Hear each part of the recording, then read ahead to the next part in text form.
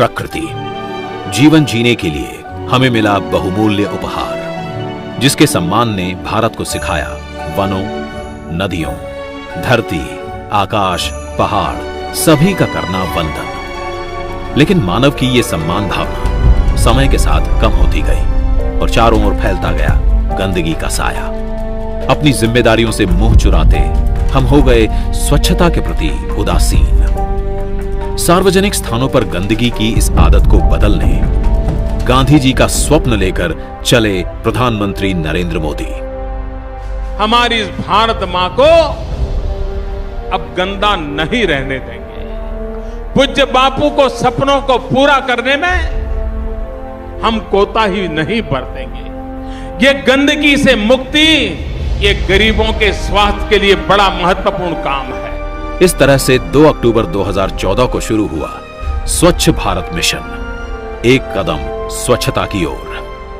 प्रधानमंत्री ने आगे बढ़कर झाड़ू थामा और आ गई जन भागीदारी की एक लहर। रिफॉर्म, परफॉर्म, ट्रांसफॉर्म के मंत्र ने बदला करोड़ों लोगों का जीवन। स्वच्छ भारत के तहत 100% शहरी आबादी हुई खुले में शौच मुक्त। स्वच्छ सर्वेक्षण और अन्य गतिविधियों से जुड़ी 50% से अधिक शहरी आबादी। फ्रंटलाइन योद्धाओं के रूप में स्वच्छता कर्मियों की निरंतर चलती रही सेवा। कोविड-19 के समय में भी भारत के नगरीय भाग को किया संरक्षित। सरकार ने भी रखा उनका ख्याल। उपलब्ध करवाई सुरक्षा किट्स, मुफ्त मिला सबको टीका। ठोस अपशिष्ट का भी किया जा रहा है वैज्ञानिक विधि से निपटान।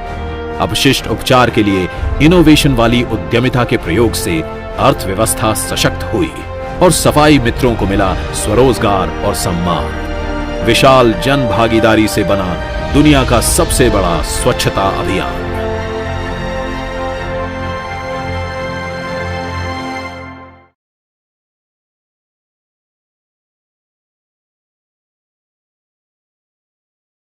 सुविधाएं बढ़ाने के लिए, पानी पहुंचाने के लिए, लाइट अच्छी लगाने के लिए, ड्रेनेज की व्यवस्था करने के लिए भारत सरकार ने एक अमृत योजना बनाई। अमृत जलापूर्ति को समर्पित देश का पहला मिशन है। इसके अतिरिक्त सीवरेज सुविधाएं और सेप्टेज प्रबंधन, जल भराव को कम करने के लिए वर्षा जल नाले, नॉन मोटराइज्ड शहरी यातायात और शहरों में हरियाली एवं पार्कों का निर्माण भी मिशन के मुख्य लक्ष्य हैं। अब तक 1,10,00,000 घरों को पानी के नल कनेक्शन और 85 लाख घरों को सीवर कनेक्शन दिए जा चुके हैं। 1800 MLD की क्षमता के सीवेज ट्रीटमेंट प्लांट तैयार हो गए हैं, जिनमें 907 MLD ट्रीटेड पानी रिसाइकिल किया जा रहा है। 1900 पार्कों का निर्माण हो गया है, जिनमें 3800 एकड़ के हरे भरे क्षेत्र तैयार किए गए हैं। 2200 स्थानों पर जल भराव की समस्या दूर हुई है। नॉन मोटराइज्ड यातायात की 400 करोड़ रुपए की योजनाएं सफलतापूर्वक पूर्ण हो चुकी हैं। रिफॉर्म एजेंडे के तहत स्थानीय निकायों को मजबूत बनाने के लिए कई सुधार किए गए, जैसे कि ऊर्जा बचत के लिए 89 लाख स्ट्रीट लाइट्स को LED से बदला जा चुका है।